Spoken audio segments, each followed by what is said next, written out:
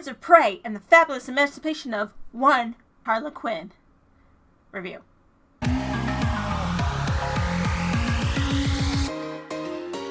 So, I thought this movie came out on Valentine's Day. Did not know it came out this week. And my man's texting me about how we should go see it because he doesn't want to get spoiled.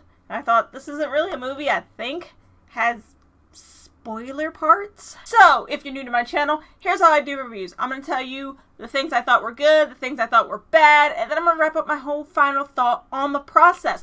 So, let's get into it, shall we? Let's go for the pros. I absolutely love the action scene. I thought they were amazingly filmed.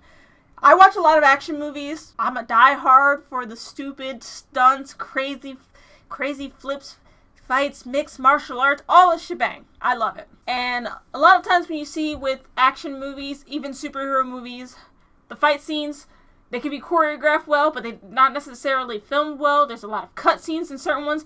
There wasn't much I've noticed.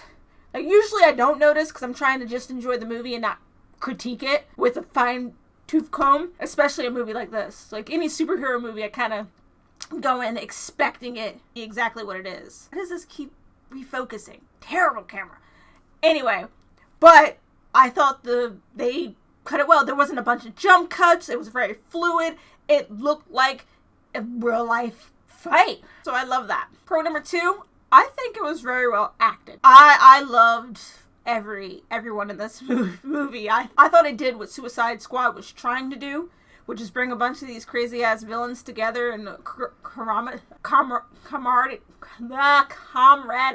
I don't know. You know, bring these massively wild villainy personalities together and put them in a scene and like be the anti-Avengers while being Avengers. Although this is DC, so it'd be Justice League and not Avengers, which is Marvel. But it works. These personalities work with each other. They're completely different, batshit insane. Some of them just have zero morals, but kind of still morals. Because what I do love when you can kind of agree with the villain, but still think they're in the wrong. That makes sense. And finally, that soundtrack was fucking litty. It was just so fire. I loved the music. I think all of it just pieced together to be a well-written, well-filmed, well-directed superhero movie. I feel like I have to tack on superhero movie because some people will go into certain movies and be like, this was terrible. It's not critically acclaimed. I'm like, I don't think this movie was trying to be critically acclaimed. It was just trying to be an awesome, I'm saying superhero and these are villains. Well, Harley Quinn's the villain. Still. It's a good movie for what it was trying to be. It knows its target's demographic. I think it landed spectacularly. I'm definitely going to be watching this movie again. Now for the cons. I was thinking really hard. I was thinking really hard about what I disliked about the movie. And I don't know, I didn't really see any. I've watched a few people's reviews of it, and the things they had problems with, I didn't necessarily have a problem with. Oh, sorry guys.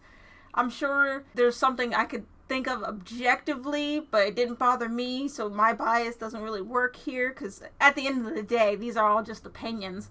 So I'm going to have to say this is a movie I didn't really see a con in. Maybe the con is that, I don't know, Batman didn't show up. I really wish he showed up. Maybe. That's what I would like to see. Maybe a little snippet of Batman, but I understand considering the issues with casting Batman is right now that they couldn't have it. So, I guess that's a disappointing con. Not so much of an objective issues with the movie. Now for my final wrap up. Like I said, I watched a few reviews of this before I went to see it. Because again, I wasn't aware that it came out this week.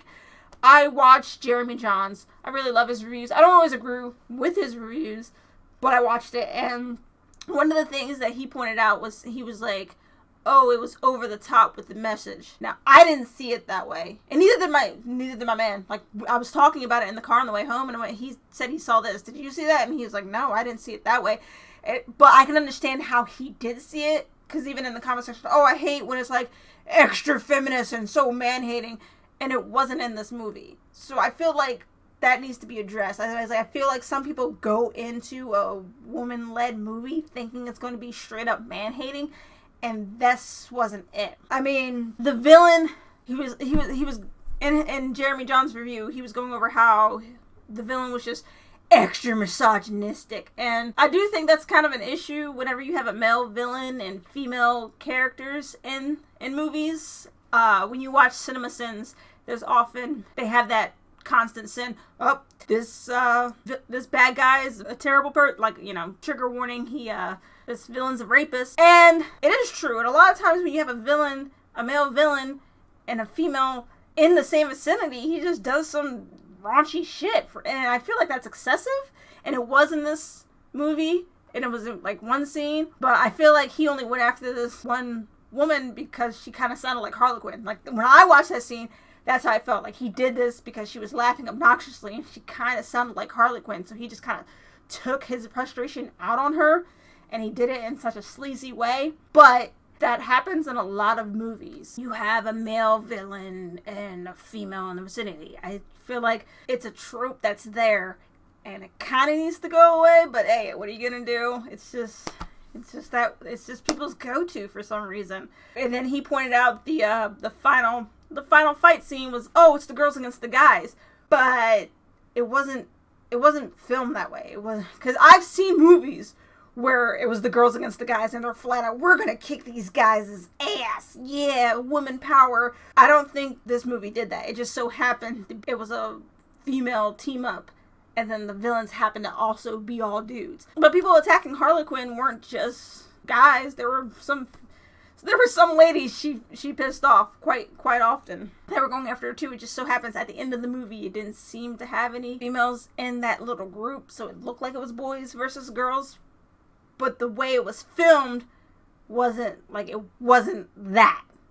It was that, but it wasn't like focused on that. I don't know if I'm making any sense. So that's how my final thoughts of the movie is just, it was a really good super villain movie, and it had amazing fight scenes, and it was a good fun time. It was a really good fun time. And it makes me that much more wanting to see the animated series on DC Universe. Like, I keep seeing trailers for it, and I want to watch it, and then this made me want to watch it even more. I'm not even that big of a fan of Harley Quinn, I'm going to be honest. I'm straight up Paragon. I follow superheroes more than I follow supervillains, but I really like what they do with Harley Quinn's arc. Like, I really like how she is a villain that I want to get to know, because it's not all, I know a lot of people try to write a villain you want to get to know, but I don't think everyone lands it. I think that Harley Quinn lands those arcs. Okay. I think this review went on way longer than it needed to. I feel like my final thoughts turned into a rant about how people see certain movies. But I digress. What are you gonna do? People interpret things how they interpret things. Doesn't make them wrong, doesn't make them right. It just is.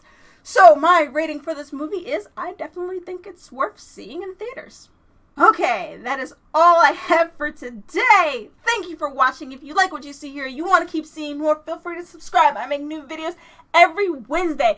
And I also stream some nerdiness on my Twitch. If you want to keep up with me outside of that, you can follow me on Twitter. All my links are going to be in the description box down below. Later days.